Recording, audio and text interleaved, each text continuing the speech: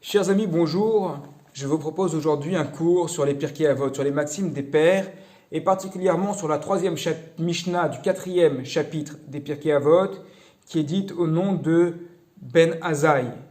Alors, notre Mishnah que nous allons étudier est donc attribuée à Ben Azaï, et elle vient nous apprendre que chaque homme dans le monde est lié au Kavod. Chaque homme dans le monde a une part d'honneur qui lui revient. Non seulement chaque homme, mais également chaque chose a une valeur. On rapporte dans le Talmud de Jérusalem, Ve'ahavta l'echeacha kamura, tu aimeras ton prochain comme toi-même. Ce verset qui est dit dans la Torah, au Lévitique, Vaikra, chapitre 19, verset 18. Rabbi Akiva dit, c'est un grand principe dans la Torah, tu aimeras ton prochain comme toi-même. Et Ben Azaï, celui dont nous allons parler maintenant, lui dit non, le grand principe dans la Torah, c'est ce qui est écrit dans la Parasha Bereshit ou dans Ze Sefer Toledot Adam. Voici le livre des générations de l'homme. Ça, c'est un principe qui est encore plus grand que tu aimeras ton prochain par toi-même. Ce que veut dire Ben Azaï. Ben Azaï fait référence en réalité à la fin de ce verset. Dans la fin de ce verset, il est écrit Bidmut Elokim Asauto. L'homme a été fait à l'image de Dieu. C'est-à-dire, à partir du moment où lorsqu'on est vis-à-vis des autres, on se dit qu'en face de nous, on a quelqu'un qui a été créé à l'image de Dieu. On est obligé de le respecter. On est forcé de lui apporter du respect. C'est quelque chose de fondamental. Donc, pour comprendre cette discussion entre Rabbi Akiva et Ben Azaï, il faut se mettre dans le commentaire de Rashi sur la Gemara Shabbat à la page 31, dans laquelle Rashi montre, en s'appuyant sur plusieurs versets de la Bible, tu aimeras ton prochain comme toi-même, ve'ahavta l'echeacha kamocha. Le mot re'acha est employé à plusieurs reprises pour parler directement de Dieu. Et donc, en réalité, tu aimeras ton prochain comme toi-même, dit Rashi, on parle ici de Dieu. Pourquoi cette explication? Parce qu'en fait, il y a une question sur Rabbi Akiva lui-même. Rabbi Akiva, par ailleurs, dans le Talmud, enseigne, si deux personnes sont dans le désert et que l'une d'entre elles a une gourde d'eau, et dans cette gourde d'eau, il y a assez uniquement pour qu'une personne survive. C'est-à-dire que si on la partage en deux, eh bien, on ne va pas c'est pas possible, les deux vont mourir. Qu'est-ce que fait cette personne-là? Rabbi Akiva dit, Chayira Kodmin, ta vie a préséance, ta vie passe avant. C'est-à-dire évidemment que si on peut faire du chesed, évidemment que si on peut aider, évidemment que si on peut donner à l'autre, on va lui donner, mais dans un cas où si je donne à l'autre, je vais mourir et lui aussi, alors par logique fataliste, mais logique tout de même, c'est donc moi qui vais boire de l'eau. Qui me dit que le sang de mon prochain est plus rouge que le mien? Voilà, c'est ce que nous dit là-bas la Gemara. Et donc Rabbi Akiva dit, dans ce cas-là, c'est ma vie qui va passer avant celle de l'autre. Dans ce cas-là, demandent tous les commentateurs, comment Rabbi Akiva peut-il dire, tu aimeras ton prochain comme toi-même? Si j'aime mon prochain comme moi-même, eh bien je vais partager la gourde en deux. Cette explication de Rashi nous permet de donner une réponse.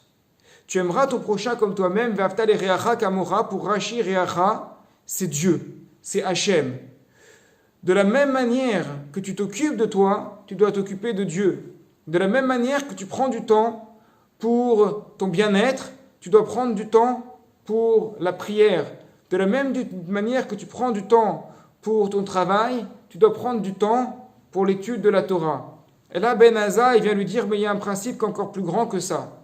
C'est, voici le livre des générations de l'homme, l'homme a été fait à l'image de Dieu. Donc si l'homme a été fait à l'image de Dieu, respecter l'homme, c'est en même temps respecter Dieu.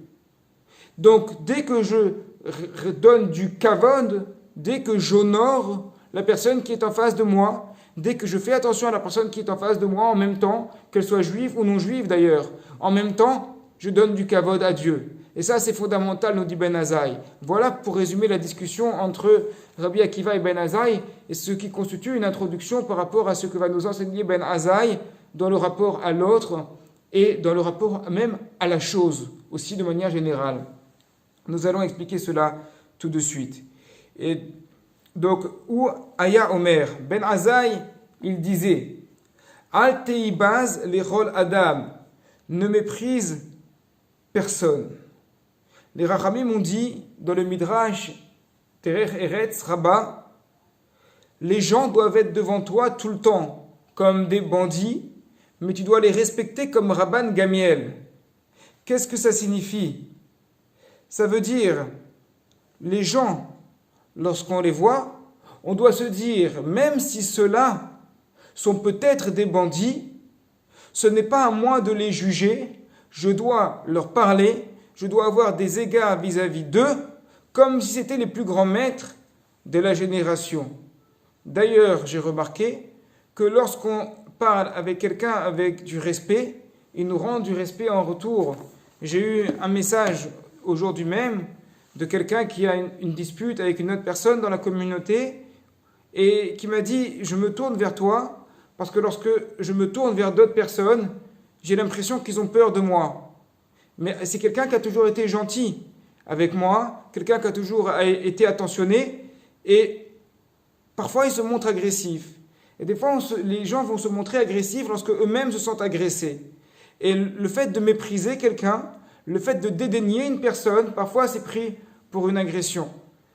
Donc on a d'autres exemples comme ça, effectivement, notamment un petit jeune que je connais, dont je connais les parents, je connais la famille, à qui je dis toujours bonjour avec un sourire quand je le vois. Beaucoup m'ont rapporté qu'il était désagréable avec eux, mais en même temps, lorsqu'ils le voient, ils ne lui disent pas bonjour. Parce que c'est un petit jeune qui est un peu voyou. Mais là, le Midrash nous dit, tu dois considérer quelqu'un lorsqu'il est devant toi comme si c'était un voleur. Tu ne connais pas sa vie. Mais malgré tout, tu dois le respecter comme si c'était Rabban Ben Gamiel, pour bien nous apprendre que tout homme, quel qu'il soit, est digne de respect. D'ailleurs, ce n'est pas pour rien qu'il y a des mitzvot et des lois dans la Torah et dans la Halacha en ce qui concerne l'époque du Sanhédrin, l'époque où il y avait le temple de Jérusalem et où il y avait les peines de mort, qui étaient d'ailleurs très très rares, nous dit le Talmud, il n'y en avait quasiment jamais. Quoi qu'il en soit, il y a toujours des lois qui y sont associées. Et parmi ces lois, il y a le respect du condamné.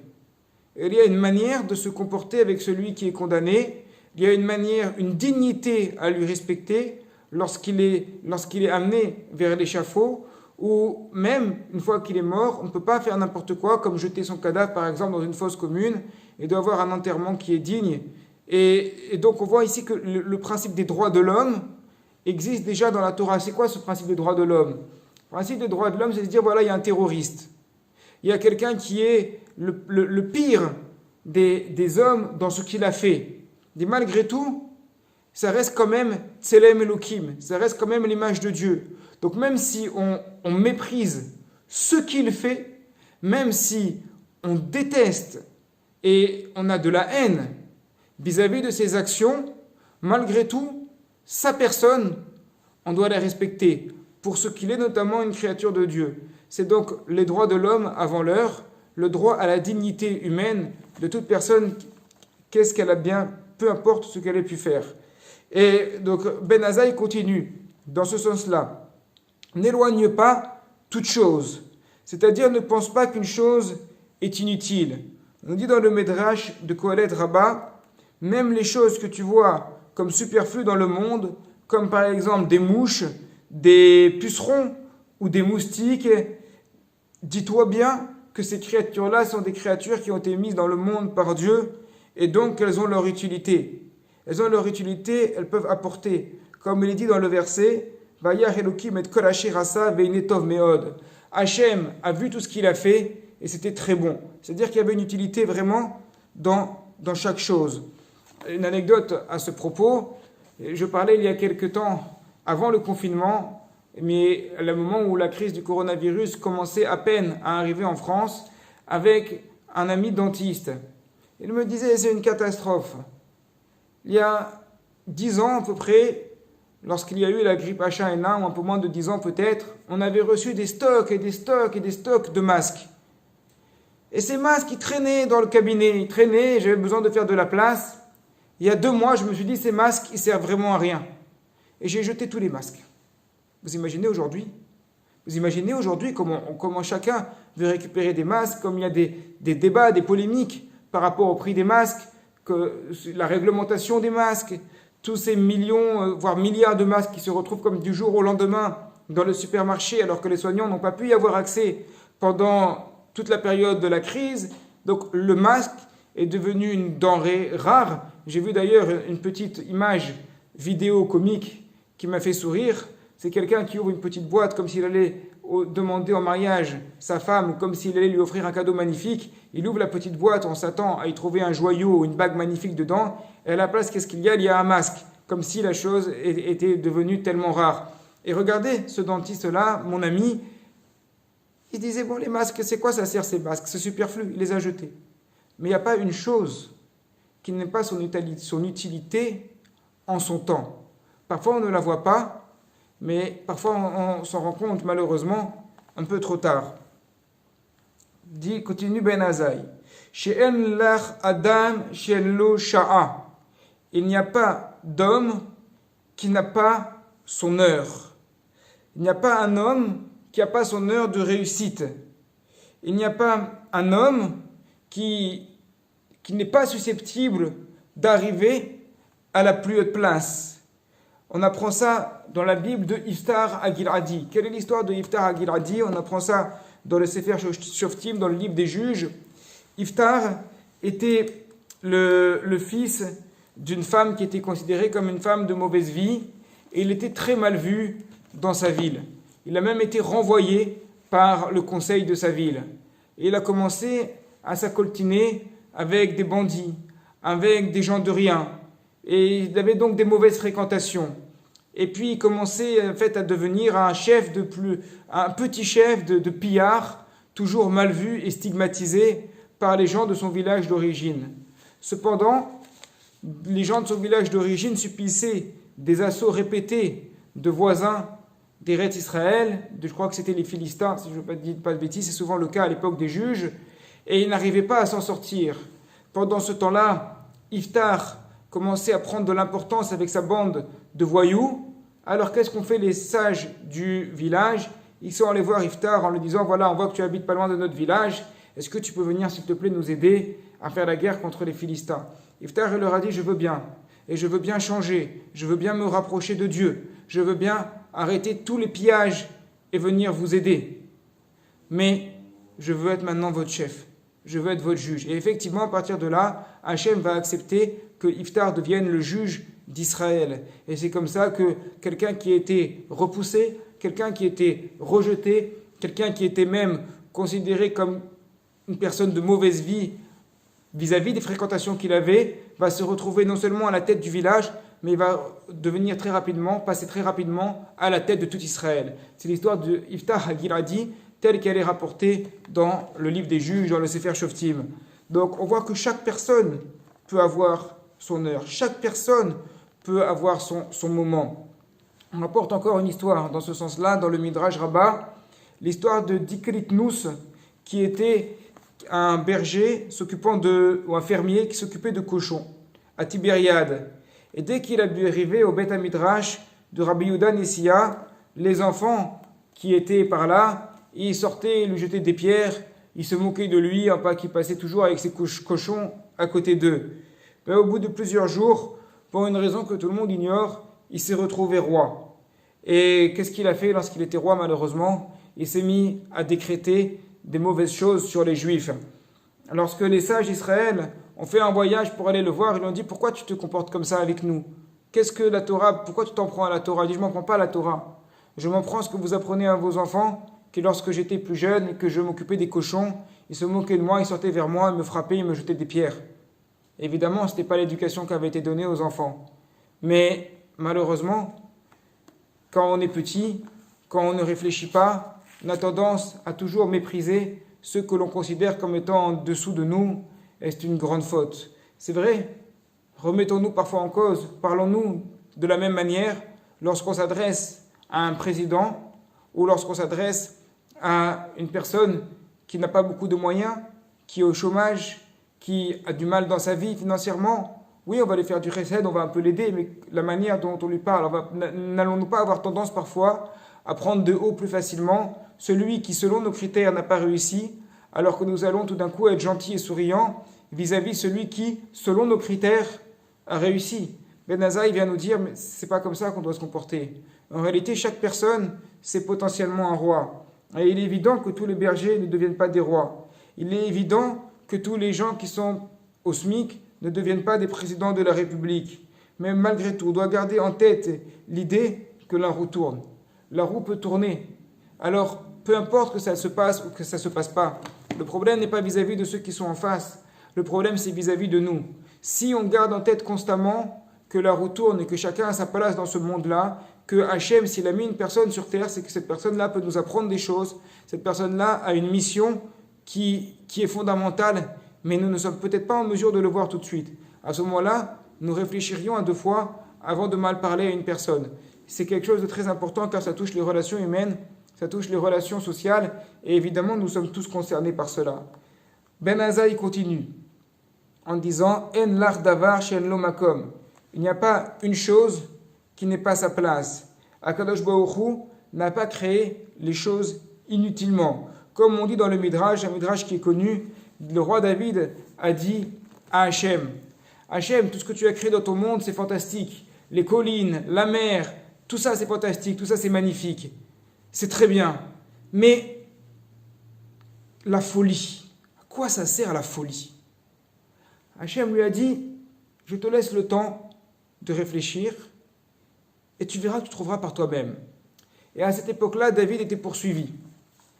Donc, comme il était poursuivi, il s'est enfui et il s'est retrouvé dans un territoire ennemi. Il dit, comment je vais faire? Maintenant que je suis dans le territoire ennemi, si les gens me reconnaissent, ils vont me tuer. Alors qu'est-ce qu'il a fait? Il a prié vers Hachem. Hachem lui dit, il n'y a pas de problème. Je vais te prêter quelque chose dont tu as besoin maintenant, la folie. Et là, David est passé comme un fou, irreconnaissable. Il s'est mis à baver, il s'est mis à tenir des propos incohérents. Personne ne pouvait imaginer une seconde que c'était le roi David. Tout le monde l'a vu, on dit, ah, c'est rien, lui c'est rien, c'est juste un fou. C'est juste un fou. Et donc, comme ils l'ont vu uniquement comme un fou, ils ont laissé couler, ils l'ont laissé passer, et du coup, il a été sauvé grâce à ça. Et Akadosh Baruch Hu lui a montré par cela que même quelque chose que l'on considère comme inutile, eh bien, cela est digne d'importance. On peut également citer un passage du Talmud disant que depuis que la prophétie s'est arrêtée, elle a été donnée aux enfants et aux fous. C'est intéressant ce passage. D'abord, il faut savoir que la prophétie s'est arrêtée, comme on le voit dans la Megillat Esther, à partir du début, entre le premier et le second temple, la prophétie est devenue de plus en plus rare et Akadosh Baruch Hu a dirigé son monde d'une façon de plus en plus cachée. Et puis lorsqu'on est arrivé dans le second temple, très rapidement, la prophétie s'est complètement arrêtée pour laisser la place aux Rachamim, pour laisser la place aux sages. Mais en tout cas, Dieu n'intervient plus dans ce monde pour parler aux prophètes en leur disant d'apporter des messages aux gens. Alors, on nous dit maintenant qui s'en occupe de cela sont les prophètes et les enfants. Qu'est-ce que cela signifie?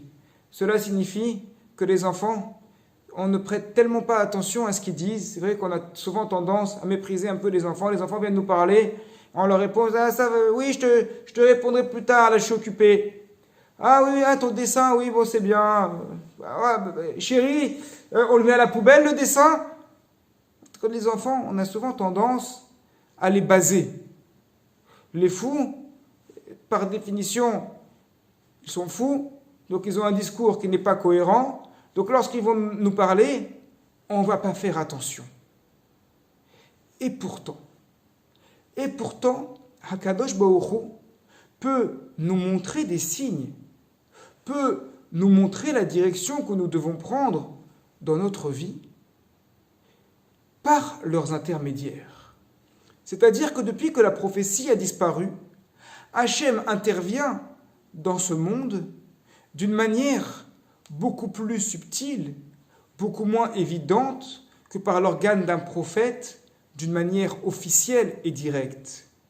Alors comment cela peut-il se produire? Comment Hachem peut-il nous parler? Dans le livre de Job, vers la fin du livre de Job, Elihu annonce à Iov que parfois Dieu vient nous donner la direction dans le songe, dans le rêve. Quel est le point commun entre un rêve, un enfant et un fou? C'est que le rêve, on lui apporte peu de crédit. On se dit, bon, c'est un rêve, il y a beaucoup d'éléments qui se mélangent dedans.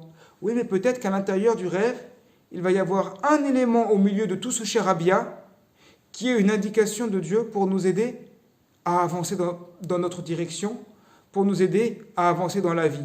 Peut-être que même si l'enfant est constamment un peu dans le fouillis, eh bien, il va nous dire, dans un élan de lucidité, quelque chose qui va nous changer notre vie, qui peut nous aider. Ce n'est pas pour rien qu'à l'époque du Talmud, lorsque des sages étaient inquiets de quelque chose, ils allaient voir des enfants en leur demandant de leur réciter un verset de la Torah, parce que les enfants ont quelque chose qui vient directement d'Akadosh Baruch Hu. Même si ça ne se voit pas, lorsqu'ils crient, lorsqu'ils font les fous, lorsqu'ils veulent à tout prix faire tout et n'importe quoi, des fois on ne s'en sort plus, évidemment. Là c'est le papa qui parle plutôt que le rave, évidemment. Mais malgré tout, il faut chercher aussi dans le discours des enfants qu'ils peuvent avoir des choses fondamentales à nous dire. Et le fou, c'est pareil. Le fou, a priori, il est fou. Donc il n'a rien à nous apprendre, mais même un fou, il peut avoir un instant de lucidité qui va se révéler salutaire pour nous tous. Mais pour se rendre compte, il faut donner du crédit à chaque chose. Il faut donner du kavod, il faut donner de l'honneur à chaque chose et ne pas se dire que des personnes, même des éléments, sont inutiles. Chaque chose a son importance. Et ici, ce que nous enseigne donc Ben Azaï, à la fin de cette Mishnah, Ve'en lar davar shel lo makom, tu n'as pas une chose ici qui ne trouve pas sa place. Voilà donc cette Mishnah, la Mishnah 3 du 4e chapitre des Pirkei Avot, qui nous apprend la Shita, la manière de voir de Ben Azaï, qui est une manière magnifique et qui nous dit, pour notre bien à tous, de faire attention aux autres, de tendre l'oreille, d'ouvrir l'œil vis-à-vis des autres, mais également vis-à-vis de tout ce qui se passe dans le monde, car Akadosh Baruch Hu peut se manifester et peut nous faire un petit signe, un petit clin d'œil, mais il ne le fera pas directement. Il ne va pas tout d'un coup louer un avion pour mettre un message dans le ciel dans lequel il va être inscrit. Tu sais, pour prendre une bonne direction dans ta vie, tu dois aller taper à telle porte. Tu dois appeler tel numéro de téléphone ou un site internet sur lequel on doit cliquer ou un lien Zoom. Il ne va pas nous faire ça, Akadosh Baruch Hu. Par contre, il va nous parler. Il va nous adresser des messages. Mais ces messages, il faudra les voir. Et pour les voir, il faut prêter attention à chaque chose et à chaque personne. Refoua Shelema pour tous les malades, une bonne santé pour tous et à bientôt.